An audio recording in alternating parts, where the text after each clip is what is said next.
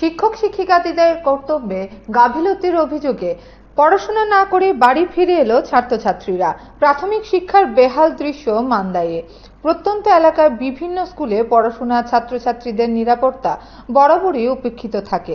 ছাত্রছাত্রীদের নিরাপত্তাহীনতা, শিক্ষক শিক্ষিকাদের কর্তব্যে চরম গাফিলতির দৃশ্য উঠে এলো মান্দাই বিদ্যালয় পরিদর্শকের অন্তর্গত তুইসা রাংচাক্কামি জেবি স্কুল থেকে। শিক্ষক শিক্ষিকা এমনকি বিদ্যালয়ের ইনচার্জ নির্ধারিত সময়ে কর্মস্থলে আসে না বলে অভিযোগ।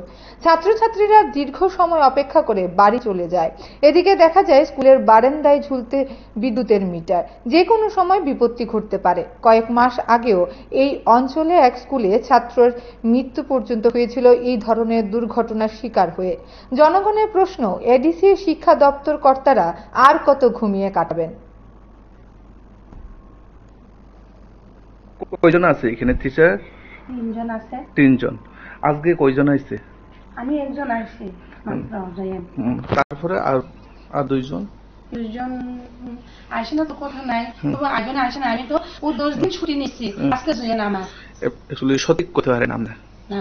এমনি কয়টা বাজে? এখন তো 8:21। 8:21। স্কুল কয়টার সময় খোলা কথা ছিল? স্কুল তো 7টা, তবু তো 8টা। কতজন আছে এখানে স্টুডেন্ট?